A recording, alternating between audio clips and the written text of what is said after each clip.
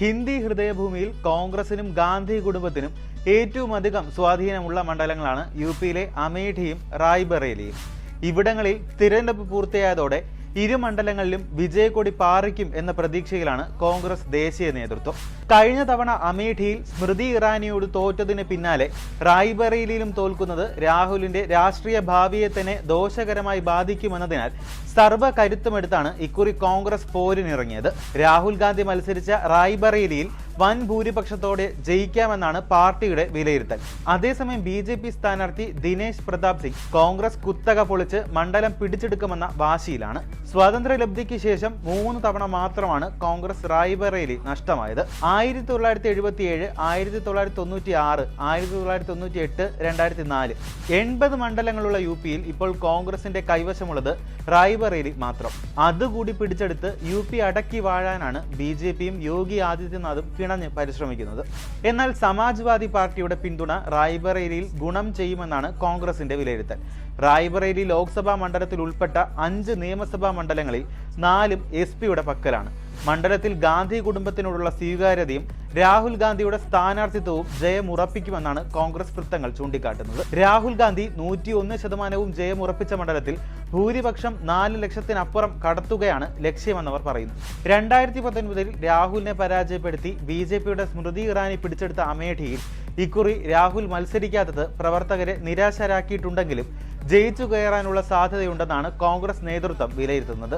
അമേഠിയിലെ കോൺഗ്രസ് സ്ഥാനാർത്ഥി കിശോരി ലാൽ ശർമ്മയ്ക്ക് മണ്ഡലത്തിലുടനീളം സ്വാധീനമുണ്ട്. പ്രിയങ്ക ഗാന്ധി നടത്തിയ ഊർജിത പ്രചരണവും പ്രാദേശിക BJP നേതൃത്വവുമായി സ്മൃതി ഇറാനി അകന്നതും കോൺഗ്രസിന് ഗുണം ചെയ്യുമെന്നാണ് പാർട്ടി കരുതുന്നത്. റായ്ബറേലിയിലും അമേഠിയിലും സ്ഥാനാർത്ഥിയെ പ്രഖ്യാപിക്കാൻ കോൺഗ്രസ് വൈകിയത് തിരിച്ചടിയാകുമെന്ന് വിലയിരുത്തുന്നവരുണ്ട്. കാര്യങ്ങൾ വച്ചു താമസിപ്പിച്ച് എങ്ങനെ കുളമാക്കാം എന്ന വിഷയത്തിൽ കോൺഗ്രസ് ഗവേഷണം നടത്തുകയാണ് എന്ന് ചോദിച്ചവരുണ്ട്. RSSനെയും BJPയും ഞെട്ടിക്കാനാണ് കോൺഗ്രസ് റായ്ബറേലിയിലും അമേഠിയിലും അവസാന നിമിഷം വരെ സസ്പെൻസ് നിലനിർത്തിയതെന്ന് KC വേണുഗോപാലിനെ പോലെയുള്ളവർ പറയുന്നു. സത്യത്തിൽ ആർക്കെങ്കിലും ഞെട്ടാനുള്ള വകുപ്പ് കോൺഗ്രസ് തീരുമാനത്തിലുണ്ടോ എന്ന് ചോദിച്ചാൽ കൈമലർത്തുകയെ നിവൃത്തിയുള്ളൂ. എന്തായാലും റായ്ബറേലി ഒരിക്കൽ കൂടി നെഹ്റു കുടുംബത്തെ ആശീർവദിക്കുമോ എന്നതുപോലെ അമേഠി തിരിച്ചുപിടിക്കുമോ എന്നതും കോൺഗ്രസിനെ സംബന്ധിച്ചിടത്തോളം പ്രധാനമാണ്. വയനാട്ടിൽ രാഹുൽ ഗാന്ധിയുടെ വിജയത്തിൽ പാർട്ടിക്ക് സംശയമൊന്നുമില്ല. റായ്ബറേലിയിൽ ജയിച്ചാൽ കേരളത്തിലെ മണ്ഡലം വിടുമോ എന്നതാണ് സമീപ ദിവസങ്ങളിൽ ഉയർന്നു വന്ന ചോദ്യം. കുടുംബത്തിന്റെ പരമ്പരാഗത സീറ്റ് നിലനിർത്താനേ അദ്ദേഹം തയ്യാറാകൂ എന്ന് കരുതുന്നവർ ഏറെയാണ്. എന്നാൽ 1980 തെരഞ്ഞെടുപ്പിൽ 2 മത്സരിച്ച് ജയിച്ച ഇന്ദിരാഗാന്ധി റായ്ബറേലി ഒഴിഞ്ഞ് ആന്ധ്രയിലെ മേഠക് മണ്ഡലം നിലനിർത്തിയ ചരിത്രമുണ്ട്.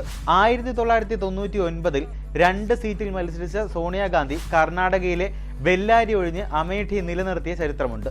അമ്മയുടെ മാർഗം സ്വീകരിച്ച് UPയിലെ സീറ്റ് നിലനിർത്താനാണ് രാഹുൽ തയ്യാറാകുന്നതെങ്കിൽ വയനാട്ടിൽ ഉപതെരഞ്ഞെടുപ്പ് ആവശ്യമായി വരും.